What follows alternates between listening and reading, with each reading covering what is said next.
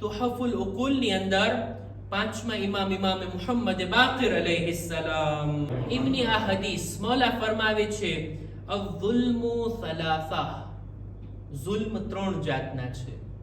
ઝુલ્મુન લા યગફિરુહુ અલ્લાહ, પહેલો ઝુલ્મ એ છે કે જેને અલ્લાહ હરગિઝ માફ નહીં કરે.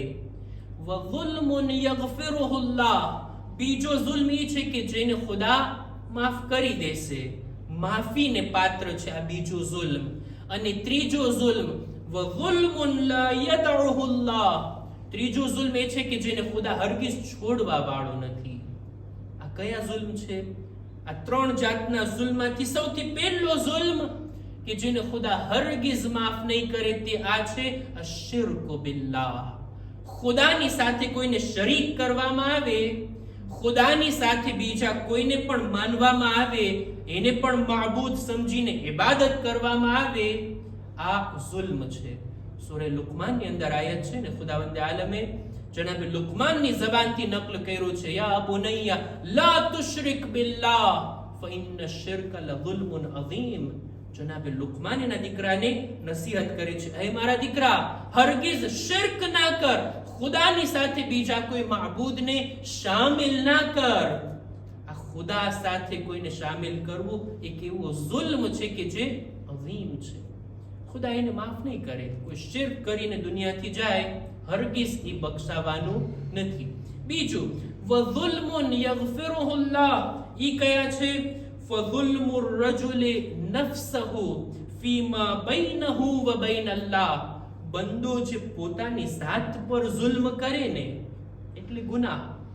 જે કઈ ગુનાહ કરીએ, કબીરા હોય કે સગીરા, બંદો પોતાની જાત ઉપર ઝુલ્મ કરે છે.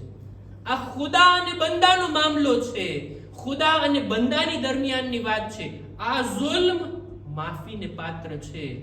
શરત છે કે તૌબા કરી હોય, સાચી તૌબા કરી હોય તો ખુદા આ ઝુલ્મને માફ કરી શકશે. અને ત્રીજો ઝુલ્મ કે જેને ખુદા છોડવાનો નથી, જેને ખુદા મૂકવાનો નથી, એ ઝુલ્મ આ છે ફલ મુદાયનતુ બૈનલ ઇબાદ, બંદાઓના આપસમાં એકબીજાના મામલા, એકબીજાએ જે આપસમાં એકબીજા ઉપર ઝુલ્મ કર્યા હોય, ખુદા એને મૂકવાનો નથી, ખુદા એને માફ નથી કરવાનો જ્યાં સુધી ઓલો મઝલૂમ માફ ના કરી દે આ જાલિમને.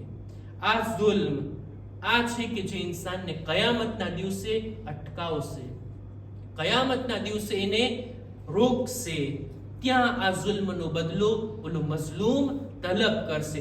ખુદાનો શુક્ર છે, પહેલા પ્રકારનો ઝુલ્મ આપણામાં નથી. ખુદાએ આપણને શિર્ક કરવા વાળા નહીં, બલકે એની તૌહીદનું એલાન કરવા વાળા, લા ઇલાહા ઇલ્લલ્લાહ કહેવા વાળા બનાવ્યા. પણ ગુનાહનો ઝુલ્મ, પોતાના નફ્સ ઉપર ઝુલ્મ, એ ઘણા બધા છે. એને બક્ષાવવાના આ દિવસો છે. માહે રજબ, ખુદાની રહેમત તલબ કરવાના આ દિવસો છે, આ રાતો છે કે જેની અંદર આપણા ગુનાહોને આપણે માફ કરાવીએ. અને મરવા પહેલા એકબીજાઓના મામલામાં, એકબીજા ઉપર જે ઝુલ્મ થઈ ગયો છે, એકબીજાને માફ કરીએ. ખુદા આપણને માફ કરે.